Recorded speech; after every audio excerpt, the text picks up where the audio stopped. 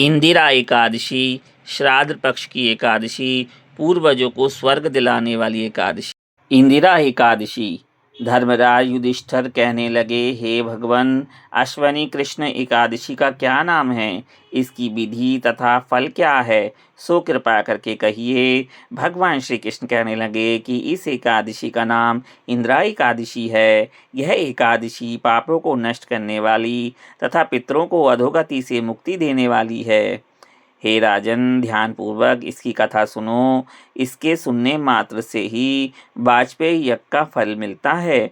प्राचीन काल में सतयुग के समय में महिष्मती नाम की एक नगरी में इंद्रसेन नाम का एक प्रतापी राजा धर्मपूर्वक अपनी प्रजा का पालन करते हुए शासन करता था। वह राजा पुत्र पौत्र और धन आदि से संपन्न और विष्णु का परम भक्त था। एक दिन जब राजा सुखपूर्वक अपनी सभा में बैठा था तो आकाश मार्ग से महर्षि नारद जी उतरकर उसकी सभा में आए। राजा उन्हें देखते ही हाथ जोड़कर खड़ा हो गया और विधि पूर्वक आसन अर्घ्य दिया। सुख से बैठकर मुनि ने राजा से पूछा कि हे राजन, आपके सातों अंग सकुशल तो हैं? तुम्हारी बुद्धि धर्म में और तुम्हारा मन विष्णु भक्ति में तो रहता है। देव ऋषि नारद की ऐसी बातें सुनकर राजा ने कहा, महर्षि, आपकी कृपा से मेरे राज्य में सब कुशल है तथा मेरे यहाँ यज्ञ कर्मादि सुकृत हो रहे हैं। आप कृपा करके अपने आगमन का कारण कहिए। तब ऋषि कहने लगे कि हे राजन, आप आश्चर्य देने वाले मेरे वचनों को सुनो। मैं एक समय ब्रह्मलोक से यमलोक को गया। वहाँ श्रद्धापूर्वक यमराज से पूजित होकर मैंने धर्मशील और सत्यवान धर्मराज की प्रशंसा की।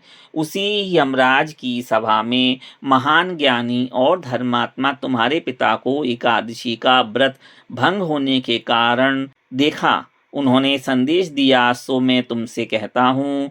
उन्होंने कहा कि पूर्व जन्म में कोई विघ्न हो जाने के कारण मैं यमराज के निकट रह रहा हूँ। सो हे पुत्र, यदि तुम अश्वनी कृष्ण एकादशी का व्रत मेरे निमित्त करो तो मुझे स्वर्ग की प्राप्ति हो सकती है। इतना सुनकर राजा कहने लगा कि हे महर्षि, आप इस व्रत की विधि मुझसे कहिए। नारद जी कहने लगे, अश्वनी माह की कृष्ण पक्ष की एकादशी के दिन प्रातःकाल श्रद्धापूर्वक स्नान आदि से निवृत्त होकर पुनः दोपहर को नदी आदि में जाकर स्नान करें। फिर श्रद्धापूर्वक पितरों का श्राद्ध करें और एक बार ही भोजन करें। अगले दिन प्रातःकाल होने पर एकादशी के दिन दातून आदि करके स्नान करें। फिर व्रत के नियमों को भक्ति पूर्वक ग्रहण करता हुआ प्रतिज्ञा करे कि मैं आज संपूर्ण भोगों को त्याग कर निराहार एकादशी का व्रत करूँगा। हे अच्युत, हे पुंडरीकाक्ष, मैं आपकी शरण में हूँ, आप मेरी रक्षा कीजिए। इस प्रकार नियम पूर्वक शालिग्राम की मूर्ति के आगे विधि पूर्वक श्राद्ध करके योग्य ब्राह्मण को फलाहार भोजन कराएं और दक्षिणा दें। पितरों के श्राद्ध से जो बच जाए उसको सूंघकर गौ को दे दें तथा धूप दीप गंध पुष्प नैवेद्य आदि सब सामग्री से ऋषिकेश भगवान का पूजन करें। रात में भगवान के निकट जागरण करें। इसके पश्चात द्वादशी के दिन प्रातःकाल होने पर भगवान का पूजन करके ब्राह्मणों को भोजन कराएं। भाई बंधुओं, स्त्री और पुत्र सहित आप भी मौन रहकर भोजन करें। नारद जी कहने लगे कि हे राजन, इस विधि से यदि तुम आलस्य रहित होकर इस एकादशी का व्रत करोगे तो तुम्हारे पिता अवश्य ही स्वर्गलोक को जाएंगे।